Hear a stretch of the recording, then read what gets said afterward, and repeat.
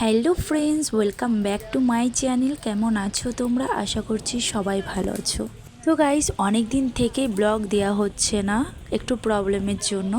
তো দেখো, এই ব্লগটা কিন্তু অনেক দিন আগেকারই ব্লগ। তো পোস্ট করব এডিট করার সময়ই পাইনি, কারণ মাসির বাড়িতে ছিলাম আর ওখান থেকে এসে আমার অনেক প্রবলেম ছিল, তার জন্য আমি আর ভিডিও দিতে পারছিলাম না। তো এই ভিডিওটা অনেক দিন আগেকার ভিডিও, আজকে আমি এডিট করে তোমাদের সাথে শেয়ার করছি। একটু আগে তোমাদেরকে যেটা দেখালাম, একটা বাস স্ট্যান্ড কত সুন্দর, কিন্তু এইরকম অনেক ব্লগ আছে আমি তোমাদের সাথে শেয়ার করব। একটু পাশে থেকেও সাপোর্ট করো আর কন্টিনিউ ভিডিওটা দেখতে থাকো, আশা করছি তোমাদের ভালো লাগবে। তো বেরিয়ে পড়েছি, দেখো বৃষ্টির মধ্যে আমরা ঘুরতে। আর এই যে রাস্তা দিয়ে আমরা যাচ্ছি তোমাদেরকে দেখাচ্ছি, ফ্ল্যাটগুলো কত সুন্দর। দেখো ঝিরিঝিরি কিন্তু বৃষ্টি পড়েই যাচ্ছে, আর রাস্তা দেখে বুঝতেই পারছো যে অল্প বৃষ্টির মধ্যে কিন্তু ভালোই বৃষ্টি হচ্ছে। আমি তো মাথায় ওড়না নিয়ে নিয়েছি। আর এই যে রাস্তাটা দেখেছো, সাইড থেকে কত সুন্দর পাঁচিল দেওয়া রাস্তাটা কিন্তু দেখতে বেশ ভালোই লাগছিল। আর দেখো, মনে হচ্ছে কি একটা গুহায় ঢুকলাম, এর ভেতরটা পুরো অন্ধকার, আর রাস্তাটা কিন্তু বেশ ভালো লাগছে দেখতে। এরপর আমরা চলে যাব একটা দারুণ একটা জায়গায়, যা তোমাদের সাথে শেয়ার করব, খুব সুন্দর। আর তোমরা পাশে থেকো, সঙ্গে থেকো, দেখতে থাকো পুরো ব্লগটা। তো এই দেখো, এই মন্দিরেই কিন্তু আমরা যাব। তার আগে আমরা একটু খাওয়া দাওয়া করে নেব, কারণ আমরা যখন বাড়ি থেকে এসেছি আমরা কিছুই খেয়ে আসিনি। তো দুপুরের খাবারটা এখানে খাওয়া দাওয়া করে তারপরে আমরা মন্দিরে যাব। আর এখানে কিন্তু কোনো আমিষ নেই, এখানে সবই নিরামিষ। তো আমরা তো পুজো দেবো না, আমরা জাস্ট মন্দিরটা ঘুরতে যাব, তোমাদেরকে দেখাবো। আর এই মন্দিরে আমি অনেক দিন আগে এসেছিলাম, প্রায় 7-8 বছর আগে, আর এখন আবার এসেছি। আর দেখো, তোমাদের একটু আগে যখন দেখালাম সেটা কিন্তু লাইটিং ছিল না, এরপরে সন্ধ্যা হয়ে গেছে, লাইটটা দেখো জাস্ট ওয়াও, কত সুন্দর লাগছে লাইটিংটা। পুরো মন্দিরটা কিন্তু লাইট দিয়ে করেছে, আর মন্দিরটা খুব সুন্দর, তোমরা দেখতেই পাচ্ছ। আর আমরা এখন একটু উপরে যাব, এখানে কিন্তু পুজো হচ্ছে। ওই নিচেটায় অনেক বাচ্চা থাকে, ওখানে যারা অনাথ বাচ্চাগুলো ওখানে থাকে, আর ওখানে দেখাশোনা হয়। আর আমরা খাবারে অর্ডার করেছিলাম স্যান্ডউইচ আর হচ্ছে থামস আপ। দেখো মন্দিরটা কত সুন্দর, আর ওইখানটায় পুজো হচ্ছে, তোমাদেরকে একটু জুম করে দেখাচ্ছি। জানো তো, এই মন্দিরটা অনেক ভিড় হতো, আমরা যখন এসছিলাম তখন অনেকটাই ভিড় হতো, মানুষজন থাকতো, কিন্তু এখন সেরকম মানুষজন দেখতে পাই না, এখন অতটা ভিড় নেই। হয়তো একটা মানে বার হিসাবে হয়তো পুজো হয়, তো সেইবারে হয়তো আমরা পুজোতে গেছিলাম, তার জন্য হয়তো ভিড় দেখেছিলাম, কিন্তু আজকের দিনে কিন্তু একদমই ভিড় নেই। আর ওই যে ওখানে পুজো হচ্ছে, গণেশ বাবার পুজো হচ্ছিল, দেখো।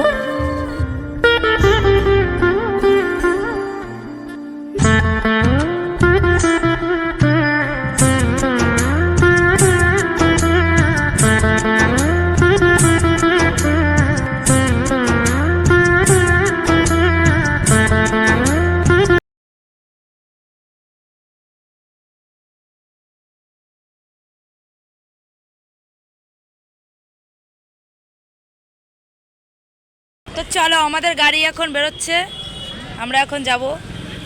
তো তারপরে আমরা মন্দির ঘুরে রেসকোর্স পার্কে চলে আসলাম। এখানে অনেক মেলা সিস্টেমের আছে, তো এখানে সব সময় কিন্তু এইগুলো থাকে। আর আমরা ঘুরতে চলে এসেছি, আর রবিবারে প্রচণ্ড ভিড় হয়। তো গাইস, লাইফে প্রথমবার এই দোলনায় আমি ফার্স্ট টাইম চাপলাম, আর শুধুমাত্র বোনের রিকোয়েস্টে। আমি হয়তো ভেবেছিলাম যে এটাই হয়তো ভয় নেই, কিন্তু প্রচণ্ড ভয় গাইস। আমার এমনিতেই দোলনা মোলনা চাপতে প্রচুর ভয় করে, আর এটা আমার বোন বলছে আরো স্পিডে করবে নাকি? আগে তো স্পিড হয় না। শুধু দেখো আমাদের কীর্তি। অনেকক্ষণ হবে দেখছি আমরা দুজন। বন্যা পড়ে যায় আমার ভয়।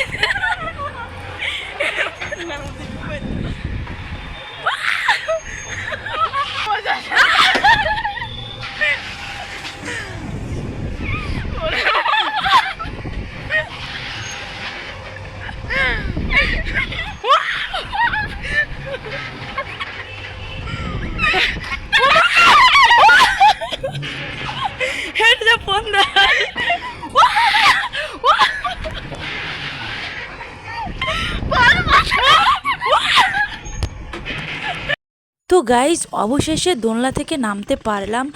তোমাদের বলে বোঝাতে পারবো না, এতটা ভয় লাগছিল। আমি ফার্স্ট টাইম উঠেছি, বললামই তোমাদেরকে। তো প্রচণ্ড ভয় লাগছিল আর মনে হচ্ছিল যে আমার ফোনটা না পড়ে যায়। তার জন্য একটু ভিডিও করে তারপর আমি ফোনটা আমার বোনের কাছে দিয়ে দিই, আর ভিডিও করা হয় না। তারপর শখে দেখো বাইক চালাতে গেলাম। বাইকে উঠে আমি তো বাইক চালাতেই পারছিলাম না, বেঁকিয়ে দিচ্ছিলাম। তারপরে ওই আঙ্কেলটা নিয়ে আমাকে নিয়ে চালাচ্ছিল। তারপরে চলে আসলাম ঘোড়ার কাছে ঘোড়াতে চাপার জন্য। আমি কোনোদিন চাপিনি, এই প্রথমবারই।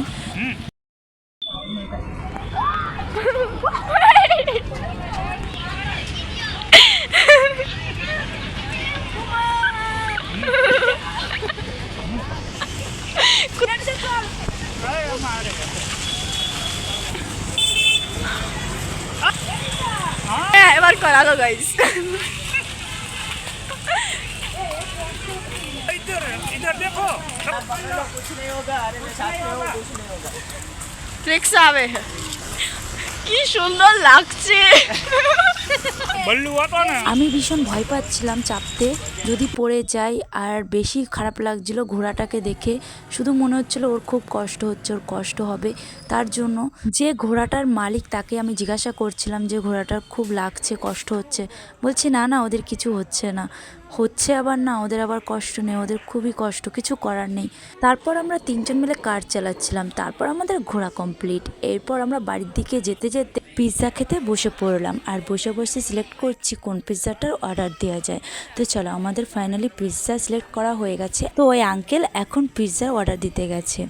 তো গাইজ, আজকের ব্লগটা তোমাদের কেমন লাগলো অবশ্যই কিন্তু কমেন্টে জানিও। কে কোথা থেকে দেখছো আমার ব্লগটা কমেন্টে জানিও। তো আমাদের পিৎজা চলে এসছে আর কোল্ড ড্রিঙ্কস। এখানে কোনো চিকেন পিৎজা পাওয়া যায় না, এখানে সব ভেজ। আর আমার কিন্তু খুবই ভালো লেগেছিলো, সত্যি খুব টেস্টি ছিল। আর আমরা তিনজনও তো একদমই খেতে পারছিলাম না, তো সবাই মিলে 2 পিস করেই হয়েছে, 2 পিসই পেট ভরে গেছে। লাস্টে আমাদের যে কোল্ড ড্রিঙ্কসটা, ওটা তো খাওয়ার আর জায়গায় নেই। একবার ওকে বলছি তুই খা, একবার ওকে বলছি তুই খা। তো এই করে করে আমাদের কোল্ড ড্রিঙ্কসটা অবশেষে শেষ হলো, মানে ওই আঙ্কেলকেই দিয়ে খাইয়েছি। আর ওই দোকানটাতে বাঙালিদের মতো চাল পাওয়া যায়, তাই আমরা চাল বিস্কিট খাবার টাবার নিয়ে নিলাম। তো গাইস, আজকের ব্লগটা এই পর্যন্ত। কেমন লাগলো তোমাদের? ভালো লাগলে লাইক কমেন্ট শেয়ার সাবস্ক্রাইব করে দিও। দেখাবে নেক্সট কোনো ব্লগে। তো চলো, টাটা।